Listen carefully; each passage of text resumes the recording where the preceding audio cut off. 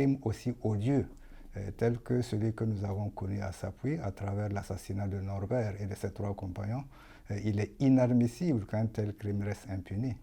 Du reste, comme vous vous en souviendrez, nous avons pris l'engagement sur la tombe de Norbert Zongo. Nous avons fait le serment le 16 décembre 1998 de faire en sorte que la lumière et la justice se fassent autour de ce crime. Le deuxième élément, c'est tout simple.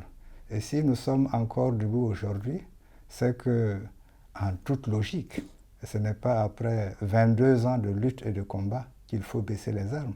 Surtout qu'il y a quand même des éléments assez positifs qui ont été enregistrés ces dernières années, parce qu'il vous souviendra que le 18 juillet 2006, le dossier avait été classé, mais depuis 4 à 5 ans, il y a quand même des évolutions assez positives, notamment autour de 3 éléments essentiels, à savoir la réouverture du dossier Norbert Zongo, ensuite l'inculpation de 3 éléments du RSP en 2015, et ensuite, dernier élément en date, l'autorisation accordée par la justice française quant à l'extradition d'une des principales personnes soupçonnées dans ce crime-là, à savoir François Compaoré.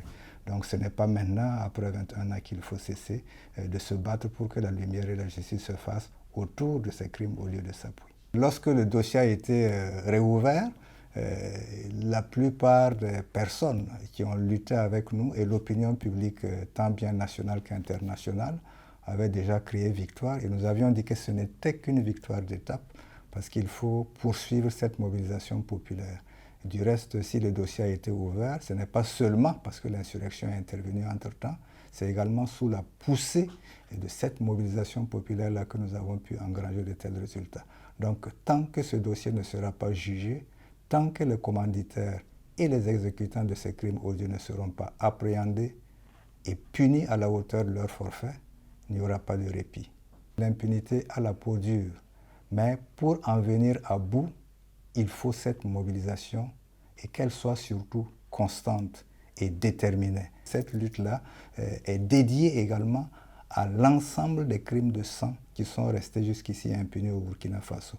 Donc au-delà du dossier Norbert Zongo, c'est l'ensemble de la société que nous voulons assainir, et c'est ce crime odieux qui a été commis en 1998 que nous voulons non seulement éradiquer, mais également l'impunité de manière générale au Burkina Faso. Tous les 13 décembre, ce sont des manifestations d'envergure nationale qui se déroulent non seulement à Ouagadougou, mais sur l'ensemble des 45 provinces. Donc je lance un appel afin que sur l'ensemble de ces 45 provinces-là, les populations, toutes classes, toutes couches confondues, puissent encore se mobiliser afin que nous puissions atteindre l'objectif visé, à savoir d'abord la vérité et la justice pour Norbert et ses compagnons, et ensuite l'éradication à terme de l'impunité dans notre pays, qui constitue une gangrène pour notre société.